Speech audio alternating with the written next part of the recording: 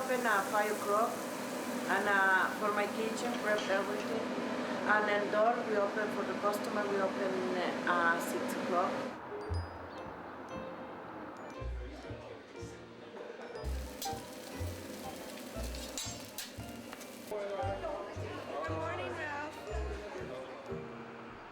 We're not sure where the name B&B came from.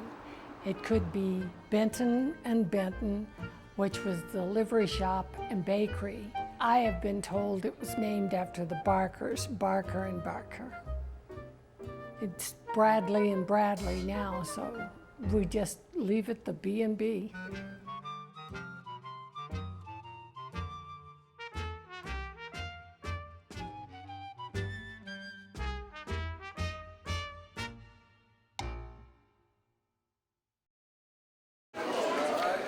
I'm making 62 shakes for a school group. School groups come in and we give them a historical talk, tell them about the B&B, give them a shake, and they're happy. The B is owned by Angie and myself. Met my first husband here, met my second husband here. My brother got married here. All my nephews have worked here. My son works here now. We have 3 generations of family working here right now, which is kind of wonderful. And one of the things I've tried to do is make the B be like it used to be, a small town cafe, and be friendly to people when they come in the door. I come here probably twice a week. Well, I'm probably here a couple of times a week. We usually bring the family in on the weekend once. We've been going here maybe about 6 years. Every day for breakfast on my way to work. 55 years I've been here. Is that a long enough? Well, that's a good amount. So people get comfortable and they get to feeling at home. So it's kind of like home, in a way. Second home, yes. You'd be amazed at some of the stories you hear told. Well, there's several different groups depending upon the time of morning. I come in around 8 o'clock. There's usually about 6 or 7 of us at the table. Anything that's going on in our neck of the woods, you can usually find out about it in here if you'll just sit still and listen. I have 2 round tables in here. They're usually pretty well filled. About the same group each day. They're a lot of fun, and they can be a lot of help to you if you have a question or wonder what's going on. They can sure tell you. Some people say it's called breakfast and bullshit.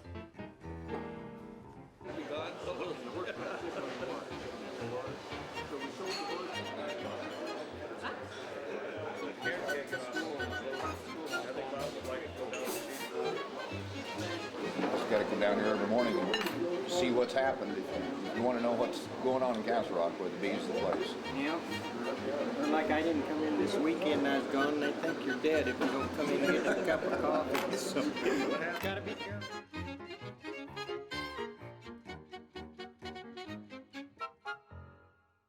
The B&B started in around 1899 with Benton and Benton. It was a livery stable in the back and a bakery up front. A husband and wife ran it. And we've lost track of some of the records. And then around 1921, we know the business was finished off as a restaurant. There have been quite a few owners. Mrs. Moore was the daughter of Frank, who founded Franktown. And she and her son owned it for a while. And then they sold it to Barker and Barker. Around 1930, it moved across the street for a little while and then back. We're not sure where or why it moved there, but it did come back and it remained the B&B. And there's been a restaurant here ever since. And luckily, everybody's left the name alone. This is a regular place for everybody. So like I say, it's established. It's part of the scene in Castle Rock, I guess you'd say.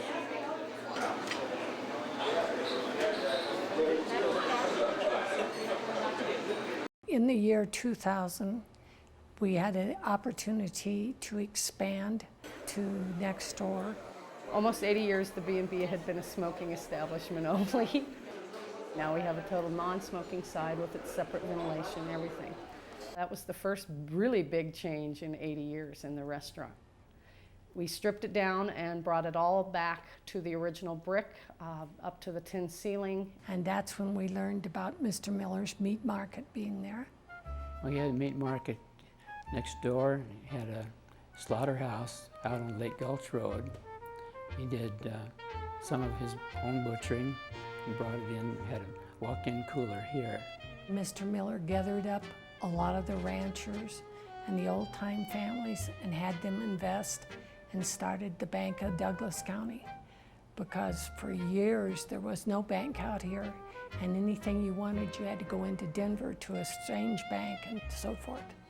And Mr. Miller started the Bank of Douglas County, and he helped more people succeed in business than you can imagine, including me. Mr. Miller left great assets to Douglas County. The meat market has joined the B&B, and way back when Mr. Miller had the meat market there, the B&B was buying their meat from him anyway.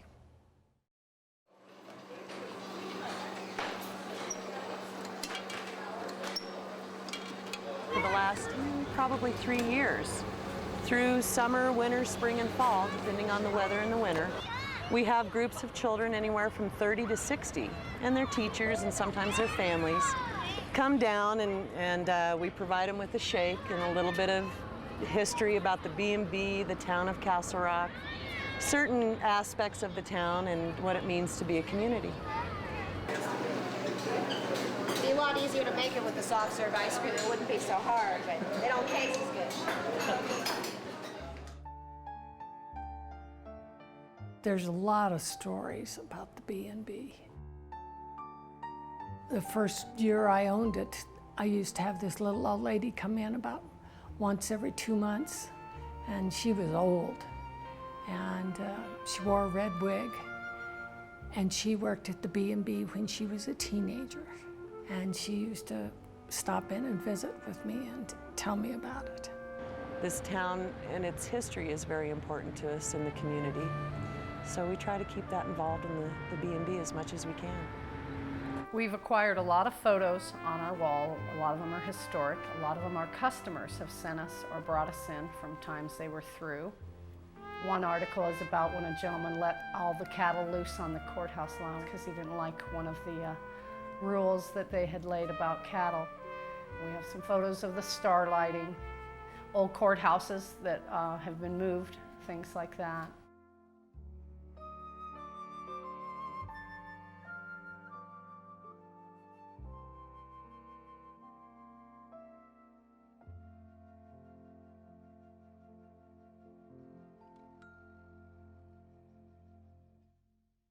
The CC camp was located outside of town in the 20s and 30s.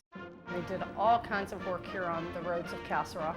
They did a lot of work up on Cantrell, which caused the B&B during the Depression to really thrive when a lot of other places didn't. They helped make us pretty much world famous because after the CC camp broke up, they went throughout the United States back to their homes. And every time they travel through, we're still here and they still stop to see us.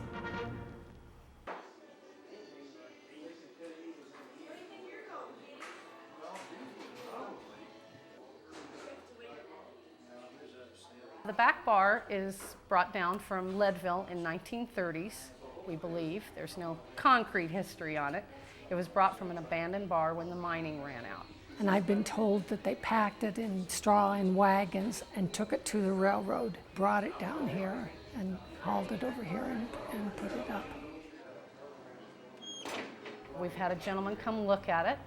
By the dyeing technique and a few other things, he realized it had come from Italy and had been shipped over to Leadville. Because of the dyeing techniques, he could tell it was made around the 1860s sometime.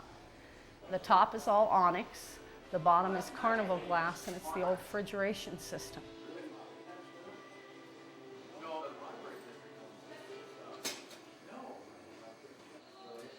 So at least there's still enough history here to remind you of what it used to be like. Yeah, yeah.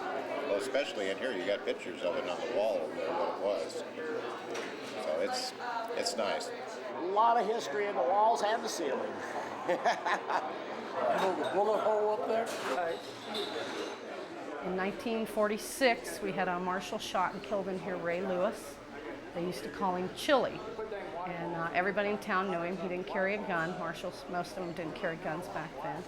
He was shot and killed by a wanted man, a young man named Perez, who was 18 years old. And he had shot 2 policemen in Denver, and they'd been looking for him for a couple days. He came in here to get some burgers, and the customers and waitresses recognized him and went across and got chili, and some of them hidden back down in the old root cellar.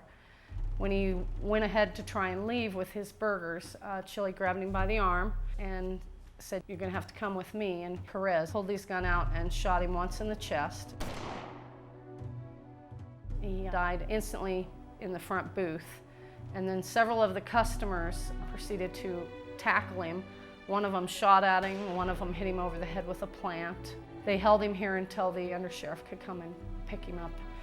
I had a gentleman bring me the original article from the Denver Post to copy, and I have it right back here on the wall from 1946. Ray Lewis had 4 children. His son has come in and talked to us once about his dad, and he was a good man. In the early 60s and to the middle of the 70s, the courthouse, which used to be right across the street from us, held the prisoners. The jail was in the basement. And they would walk them across either to here or across to the cafe across the street. They got 2 meals a day. They'd bring them across in handcuffs and then let them sit down and cuff them, and they got to eat at the B&B Cafe, either breakfast or lunch, for several years. And when you were in here as a customer, you were in here with the prisoners.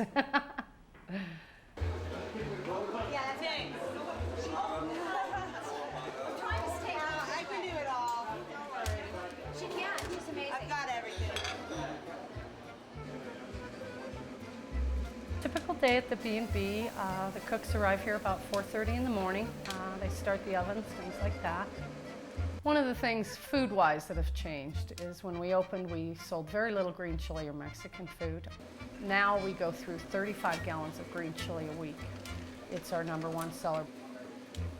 We do homemade cinnamon rolls, blueberry muffins. I do a lot of the specialty pies or cakes that we make here.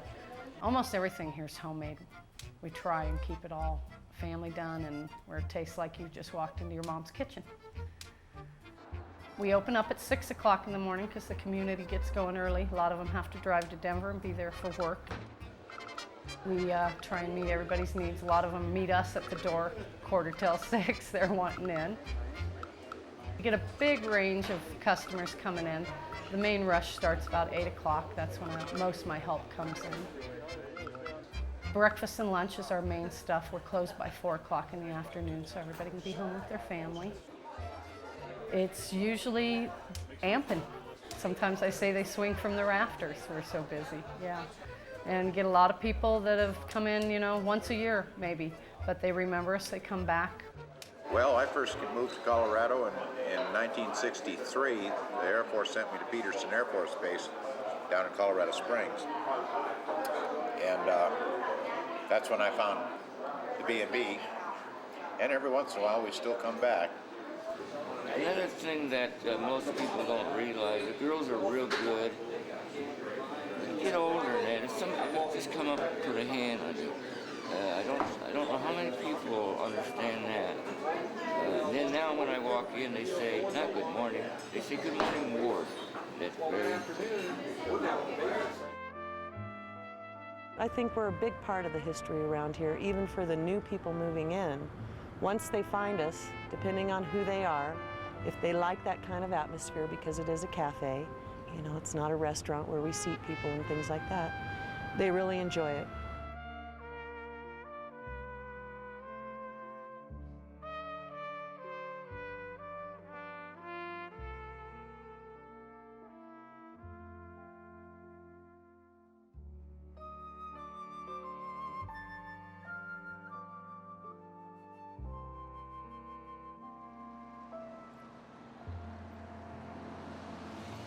Now what you guys are going to do is grab your shake, and what we're going to do is walk around the table and then go out the door, wait for everybody to get together, and we'll go over to the courtyard and we'll talk a little bit about the history of the B&B. Okay? So as you grab your shake, don't forget to look at this bullet hole back here. All right, you ready? One at a time, guys. Come on, buddy. Go around the table and head out. Don't forget to look.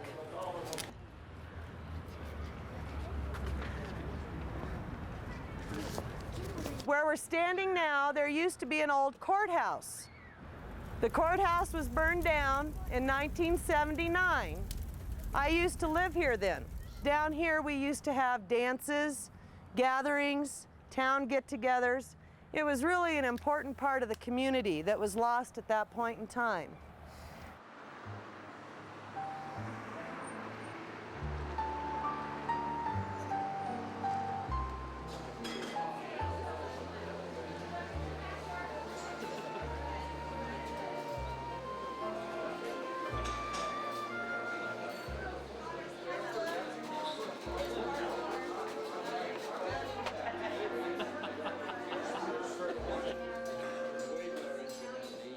I want to thank you all for coming down and having shakes and listening to a little bit of our history.